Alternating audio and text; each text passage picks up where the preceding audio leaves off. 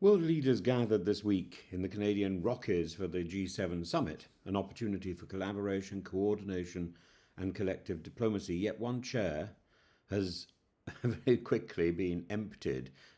President Donald Trump has left early, declaring that he had big stuff to attend to. He warned Iranians to flee Tehran, boasting about diplomacy he wasn't conducting, and stormed out of a multilateral discussion that he never truly valued. This wasn't diplomacy, this was theatre, this was arrogance. This was saying that Trump mattered when actually he's demonstrated over the period of his office so far that his active involvement in any matter simply makes it worse. Trump's approach to the G7 resembled a man who walks onto a chessboard, kicks the pieces over, and claims checkmate. His disdain for international cooperation is long-standing. He once called the G7 a very outdated group. So it's hardly surprising when, in the middle of serious global discussions on Ukraine, trade, and the Middle East, he made a dramatic exit. He claimed that he'd secured a UK trade deal with Keir Starmer. The details are vague. He skipped bilateral meetings with Mexico's Claudia Sheinbaum and Ukraine's Zelensky. He refused to sign the joint G7 communique on de-escalating the Iran-Israel conflict. Why? Because it didn't bear his imprint. America first, he posted online, though it increasingly seems to mean America alone. Then came the pièce de résistance, Trump's public warning for Tehran's citizens to evacuate. On social media, he thundered everyone should immediately evacuate Tehran, as if this were a John le Carré thriller or something, a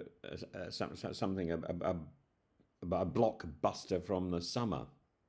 More missiles, Israel's plans, more strikes, including one that hit a TV station during a live broadcast. For all his bluster about peace, Trump's contribution is noise and nuance, saber-rattling disguised as statesmanship. He now claims to be leading a peace initiative, but let's recall, this is the same Donald Trump who dismantled the Iran nuclear agreement, emboldened Netanyahu, allowed the Middle East to spiral. He tells us Iran should have signed the deal, but offers no clarity about what that deal entails or when that deal was on the table. Even Emmanuel Macron was caught in the farce, suggesting that Trump was working on a ceasefire, only for Trump to deny it, dismiss Macron as publicity-seeking, and insist it was about something bigger. One is tempted to ask what, precisely, is bigger than war in the Middle East.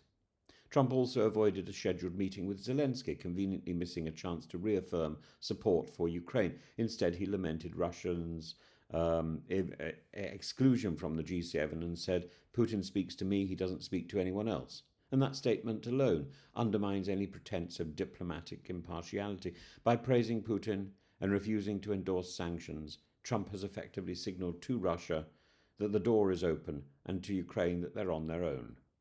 Donald Trump's early departure from the G7 was not a mark of urgency, it was a mark of vanity.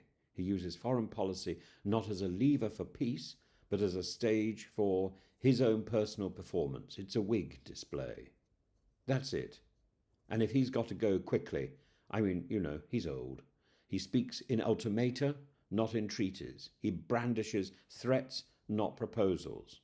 And while missiles fall and cities burn, Trump flies home for a potty change. It's declaring victory from the clouds.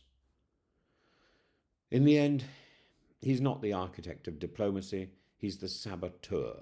He's an emperor of interruption who confuses presence with purpose and thinks that noise is the same as consequence.